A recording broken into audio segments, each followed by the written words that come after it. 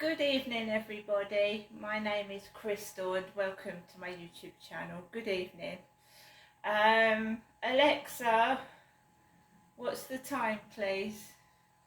It's 7:33 p.m. So it's 7:33. I have literally just come back from taking Max for a walk this evening.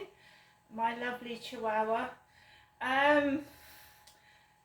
What can I say, guys? What can I say? I spoke to my mum this afternoon. So I just had about a 5-minute conversation with my mum, telling her that I was going to hopefully see her this week, but I might not be able to. Well, I'm a bit concerned about my bank card.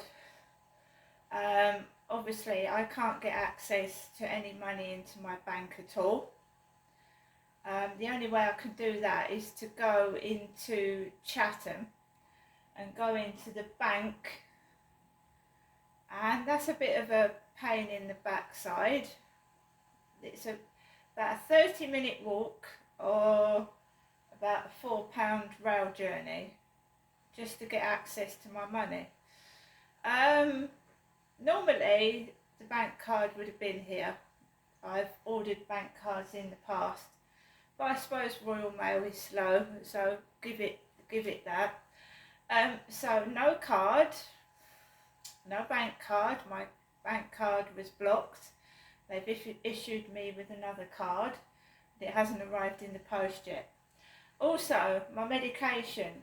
So, I mean, this is going back last week now. I haven't had my medication either.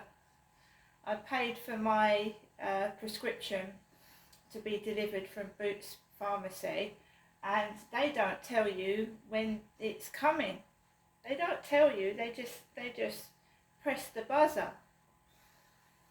So I can't go up to my mum's because I don't want medication left out in the hallway, and I don't want to, I've paid for my medication to be delivered, so there you go. So they're probably waiting for a driver to deliver it. So I can't see my mum. I have got some money, right, so I'm not totally left without money. Tomorrow I'm going to get myself a loaf of bread, because if you've got a loaf of bread, you can, and you get some like jam or something, you've got bread, haven't you? I mean, this is ridiculous. When I was being questioned over the phone, they said, they were asking me things, oh, shall we put your disabilities down, Crystal? Shall we put your disabilities down? So, well, that's really not going to help me at all anyway, is it? Because I still can't get access to my bank account, whether I'm able-bodied or I'm not. So, I have had food. So basically, I took Max out for a walk this afternoon. I came back home and I actually made myself some Madeira sponge and custard. So I heated up the custard. I put a chunk of the Madeira sponge in it. For lunch I had the cottage pie from Sainsbury's, so it's not as if I'm starving hungry, is it? It is so hot though, isn't it? The sun hasn't been out that much, but it's been bloody humid and really, really, really, really hot. So it's been humid. So I've been at home, I've been watching the telly, I've watched A Touch of Frost with David Jason in, and quiz shows, because I like my quiz shows, and I'm still colouring in my bus, yeah, and we're still getting these really odd, peculiar messages off of the Meet Me dating site, and they've got pictures of famous people.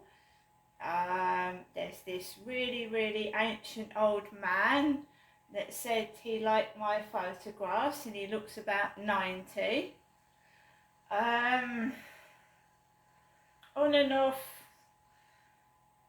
just getting peculiar, weird profile pictures.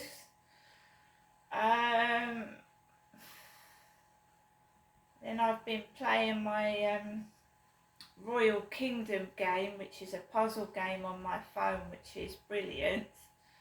I've got stuck on this level and I can't get past it. I've washed up, I've washed clothes, I've worked bloody hard in my bedroom. I've changed the bedding, and I mean I've changed it to the new bedding. I've washed the floor, I've cleaned up, and I'm still wanting to move out of this flat, so I'm still looking to move, so I'm still throwing bags of rubbish out. That hasn't stopped, and I'm still on my own. So yeah, I had a 5-minute conversation with my mum, and I just wanted her to know that, because she keeps saying in the messages, tell me if you're coming up, and I said to her, I'll try and get up this week, Mum, but I don't think I'll be able to. So she said, shall I take it as you're coming? I went, no. I said, I'll try and come up to you. It depends on the prescription. And it depends, you know, my card. I mean, I want to pay for my taxi. I'd like to pay for my taxi. I would like to pay for my taxi, but I can't get access to my bank account.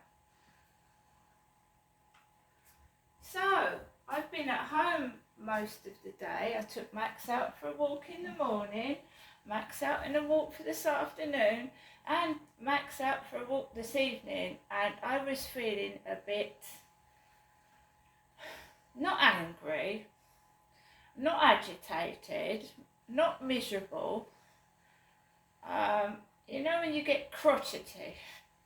Crotchety, it has to be that word crotchety, like Max is hot. Max is hot, but he needs to go to the toilet. He didn't want to walk, so I had him under my arm.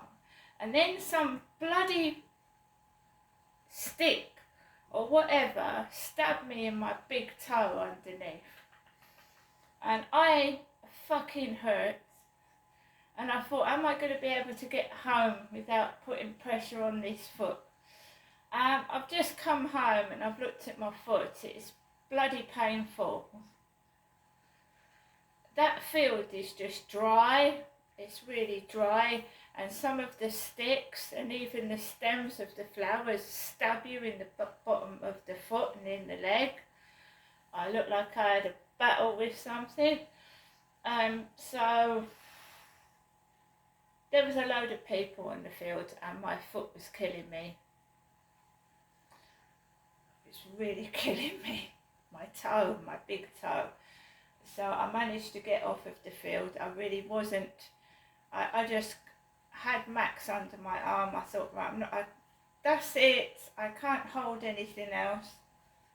So we just had a quick walk, and then I came back home, and it's the same as it is all the time. I come home, put the telly on, put the radio on, make myself a cup of coffee, and I just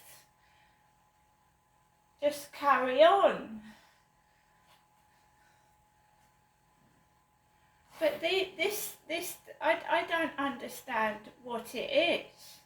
Is it me, or does everybody else have the same experience with these dating sites? They just don't appear to be normal people on them. Hi, beautiful. Hello, gorgeous. And then, you know, they've right, that guy out of Venom. They'd used his profile picture out of Venom. You can tell they're not real profiles. They're just completely fake. And I just get fed up. I think, why do I bother? You know, why they're sending me pictures they've got all these pictures, and yet nothing ever comes of it. I was wondering if it was a photographer, someone that had got all these photographs. So now we're getting on for 7:45. I shall get off and I shall make myself a cup of coffee. I mean, how the hell are you supposed to meet someone in this day and age?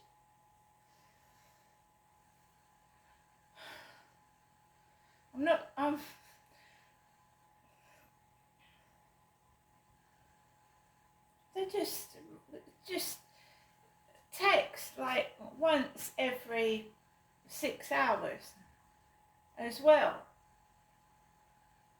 They ask you a question, you reply back, and they don't reply till about 6 hours afterwards. So I'm going to get on with the rest of my evening. Let's see if there's anything on the radio this evening. Alexa, LBC Radio. LBC London from Global Player. Well, how do you think they should do that? I think we should do that in either a referendum. I have my local council. Yeah, I've got my local council here. I could simply walk down and put a vote in the box. That's all they have to do, and they can find out. But we see opinion polls literally every week on people's views on the Israel-Gaza conflict. So we don't actually need a formal referendum. I mean, that would just be wasting money. Lastly, why is there just you put your finger on it? There is a deficit of democracy on this particular subject. A democratic deficit. Well, I don't think there is, because people have the opportunity to vote in a general election. There are at least 5 MPs in the House of Commons now who are there because of the Israel-Gaza conflict. And there was hardly any discussion on it. I noticed, and I'm sure most of your listeners would have noticed, LBC stayed away from the discussions on Israel during the election. Completely untrue. Completely untrue. No. Well, anyway. Would you like me to go back and tell you the different hours that we covered on Israel over the last 2 or 3 months? Because I know we've done it on many occasions. During the election, yes, during the election. Yes. During the elections, there was spotted questions here and there, but not a real discussion. Well, what do you mean a real discussion? If we discuss Israel, we do it for a whole hour. And I would be willing to bet that if I went back and looked at all of our discussions during the election campaign, we did at least 3 or 4 hours on Israel during that period. Well, Ian, I bow to you, but I will say to you again, this is such an important topic that the politicians run away from actually expressing the will of the people of the UK is astonishing. And as a lot of commentators really flabbergast me in not pulling out politicians and say, look, people do not support this. People do not support the state of Israel as it's currently being run by Netanyahu. However, the fact that commentators shy away from it is a direct reflection on the feelings outside studios and Parliament. Well, I don't know where you're getting your information from, but I don't see any reluctance to talk about this either on the part of broadcasters or indeed politicians. But thank you for your call. We'll take more in a moment. And let me just tell you on cross question at 8, we have the leader of Britain's biggest trade union, Christina McAnee from Unison, Andrew Rossendale, the Conservative MP for Romford, Dr Ellie Chowers, Green MP for North Herefordshire, and Jerry Scott, Senior Political Correspondent for The Times. 0345 6060 973. It's 7:46. LBC this morning on Nick Ferrari at breakfast. Long-term sick should be forced to seek work, so says Alan Milburn, the former health secretary. I'm on long-term sick due to an accident at work, and in a couple of weeks I could potentially lose my job. I hope not. I hope they can redeploy me, but I think more should be done to support people on long-term sick and to support the employers to keep people in work. Nick Ferrari at breakfast, back tomorrow morning from 7. With Vauxhall, the new electric van range designed to energise Britain. LBC.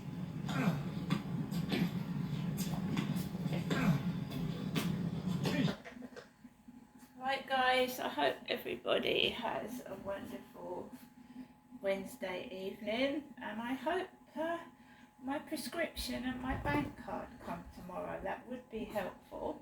If not, we will get through this. Whatever is thrown at me, I will get through it. It's just been very, very frustrating. See you later.